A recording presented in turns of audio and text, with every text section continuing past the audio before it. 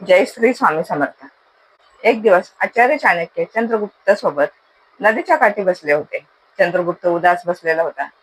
चंद्रगुप्ता उदास चेहरा बघून आचार्य चाणक्याने त्याला विचारलं, चंद्रगुप्त, का झालंय? तू एवढा उदास का बसला आहेस? त्यावेळी चंद्रगुप्तने मोठा श्वास सोडला आणि बोलला, गुरुदेव, मला सगळ्यांवर तर भरोसा करायचा आहे. माझ्या नोकरांवरती, माझ्या दोस्तांवरती, माझ्या नातेवाईकांवरती आणि विद्वान लोकांवरतीही मला विश्वास करायचा आहे. पण प्रत्येक वेळी मला कोणी ना कोणी धोका देतंय, राज्यातून निघून जातंय, तर कोणी साथ सोडतंय. गुरुदेव, तुम्हीच सांगा, कोण लोक जास्त धोका देतंय? त्यावेळी आचार्य चाणक्य हसून बोलले, चंद्रगुप्त, हा विचार प्रत्येक माणसाच्या मनात येतोय. मग तो व्यापारी असो, राजा असो किंवा कुटुंब प्रमुख असो. दुश्मन तर लांबूनच दिसतो, पण खरी भीती जवळच्या लोकांपासून असते. आज मी तुला अशा 4 लोकांबद्दल सांगणार आहे, ज्या लोकांपासून सावध राहिलं पाहिजे. जी लोक सगळ्यात आधी विश्वास तोडतात, अशा लोकांना ओळखशील तर ही दुनिया तुझं काहीही करणार नाही. हा व्हिडिओ पुढे सुरू करण्या अगोदर माझी एक तुम्हाला छोटीशी विनंती आहे. तुम्ही माझ्या चॅनलवर नवीन असाल तर प्लीज मला सबस्क्राईब करा. व्हिडिओ आवडला तर लाईक करा, कमेंट करा. नंबर 1. जेव्हा चाणक्य आणि चंद्रगुप्त नदीकाठी बसले होते, तेव्हा चाणक्य चंद्रगुप्तला बोलले, जो नोकर फक्त पैशासाठी काम करतो, अशा नोकरावर कधीही भरोसा करायचा नाही. नोकराचं काम आहे प्रामाणिकपणे काम करणे. पण एखादा नोकर पैशासाठी आणि स्वतःच्या फायद्यासाठी तुमच्यासोबत काम करत असेल, तर तो नोकर मोक्याच्या शोधामध्ये आहे. असा माणूस संकटाच्या वेळी सगळ्याच्या अगोदर पळून जाईल किंवा तुला विकून खाईल. त्याने चंद्रगुप्तला एक गोष्ट सांगितली. एक मगधचा राजा होता. त्याने आपल्या नोकराकडे सोन्याच्या शिक्क्याची थैली दिली.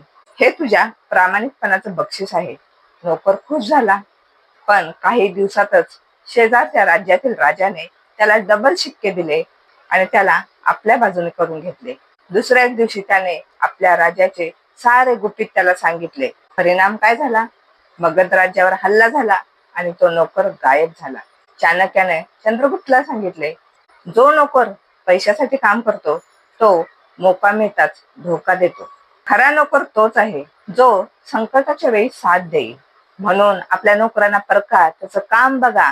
लालची नोकरांना काढून टाका. लालची नोकर तुमचा सगळ्यात मोठा दुश्मन बनू शकतो. नंबर 2.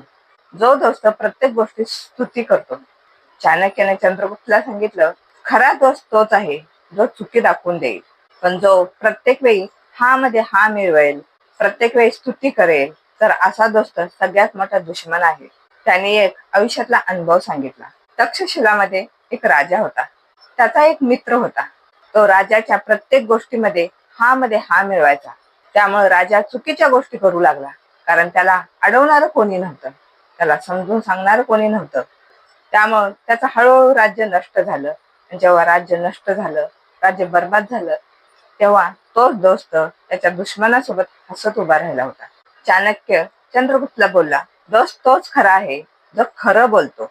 भले ते कटू असू दे, पण जे फक्त स्तुती करतात ते फक्त तुझ्या वाईटावर बसलेले आहेत.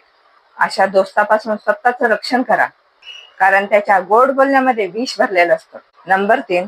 ते नातेवाईक जे तुमच्या प्रगतीवर जळतात.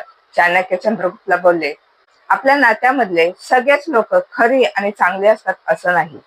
जलन नात्यांना कमजोर करून टाकते.